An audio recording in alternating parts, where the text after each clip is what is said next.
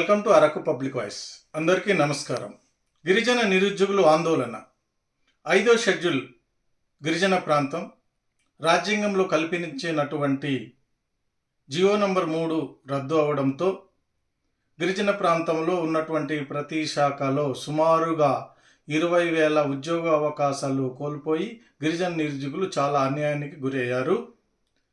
గత ఎన్నికల్లో ఇచ్చిన హామీ కూటమి రాష్ట్ర ప్రభుత్వము జియో నంబర్ 3 చట్టబద్ధత కల్పిస్తామన్నారు. నేటి కల్పించకపోవడం ఈ మెగా డిఎస్సిలో గిరిజన నిరుద్యోగులు చాలా అన్యాయానికి గురి అగుతున్నారు.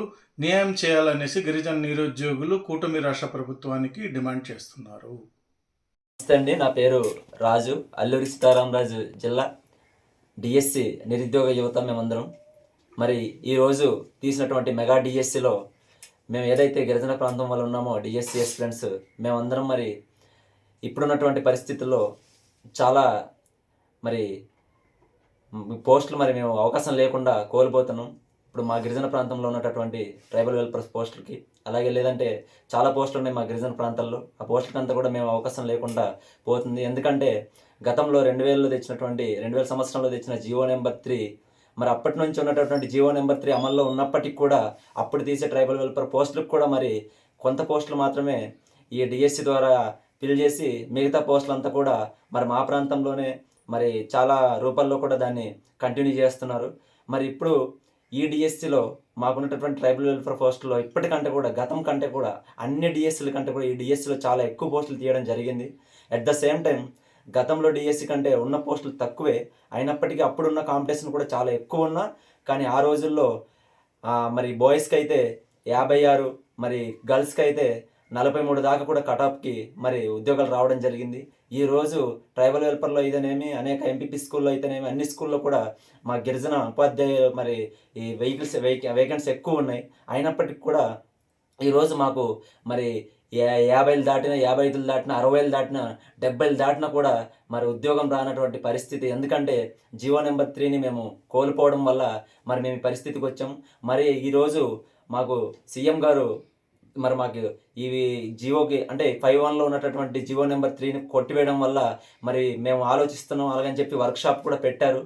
మరి పెట్టి మేము 5.2లో మరి చట్టబద్ధంగా ఉండేలాగా ఒక మంచి జీవో అయితే తప్పకుండా తెస్తానని చెప్పి మరి ఈ నెల 9వ తారీఖున ఆదివాసీ దినోత్సవం రోజు సీఎం చంద్రబాబు నాయుడు గారు కూడా మాట ఇచ్చారు.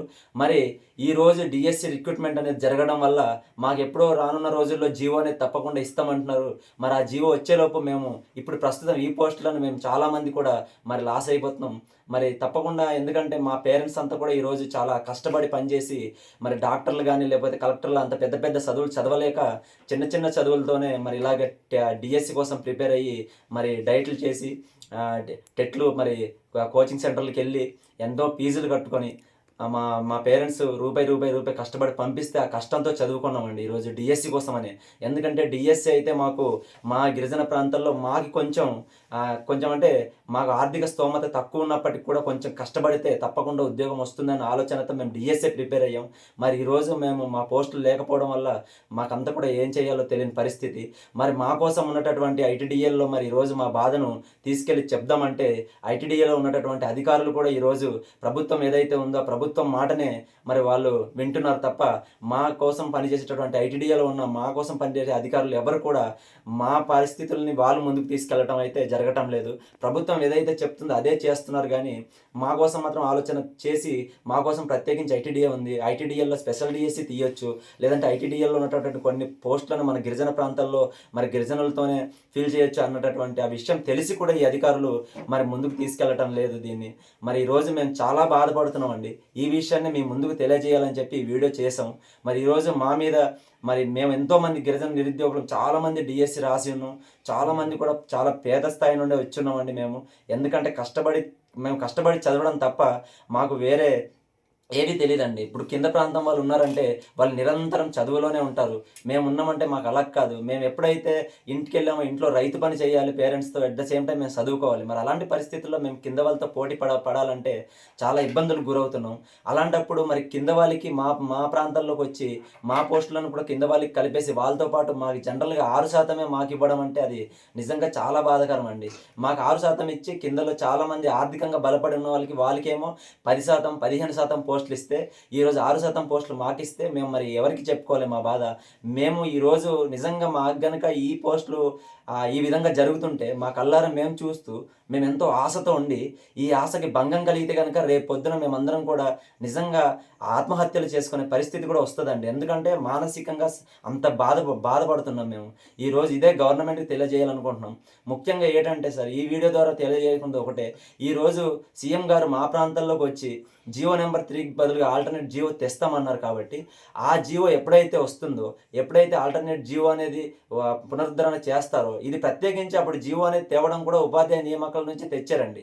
కావున ఈరోజు ఉపాధ్యాయ నియామక దాంట్లోనే మాకు లోపం జరుగుతుంది. కావున ఆ జియో ఎప్పుడైతే వస్తుందో అప్పుడే మా పోస్టులని మరి ఇప్పుడు ప్రజెంట్ ఈడిఎస్ నుంచి మినహాయించేసి ఎప్పుడైతే జియోకి బదులుగా ఇంకో జియో 52లో తీసుకొస్తారో అప్పుడే ఈ పోస్టులను ఈడిఎస్లో ఎవరైతే మెరిట్లో ఉన్నారో, ఎవరైతే క్వాలిఫై ఉన్నారో వాళ్ళ చేత ఫిల్ చేయాలని చెప్పి మేము మరీ తెలియజేసుకుంటున్నాం సార్. ఇది ఇంతకు మించి మేమైతే ఇంకా ప్రభుత్వానికి విన్నవించుకోవడం కూడా మా దగ్గర ఏం లేదు. శారీరకంగా రేపు పొద్దున్న డుమ్ములు తప్ప ఇంకేం ఉండవు సార్. థ్యాంక్ యూ అండి.